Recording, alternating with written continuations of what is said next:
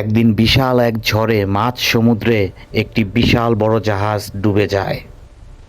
কেউ কি বেঁচে আছো? আমাকে সাহায্য করো, আমাকে সাহায্য করো। হায় হায়, আমার সঙ্গী সাথীরা সব কোথায়? আমি কি একাই বেঁচে?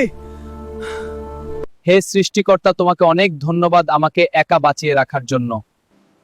এখন এই নির্জন দ্বীপে আমাকে একাই বেঁচে থাকার লড়াই করে যেতে হবে। গ্রামের মানুষ যেমন মাছ ধরে খেত, আমাকেও এমন ভেবে যেতে হবে। হ্যাঁ, ঠিক বলছো।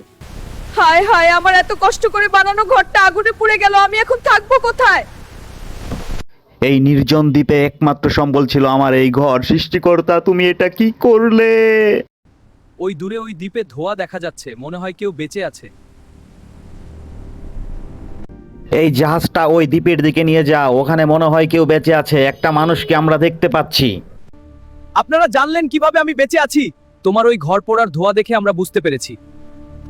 সৃষ্টিকর্তা কাউকে নিরাশ করে না। যে ঘর পুড়ে গেছিল দেখে এত আক্ষেপ ছিল, সেই পুরা ঘর আমার জীবন বাঁচিয়েছে।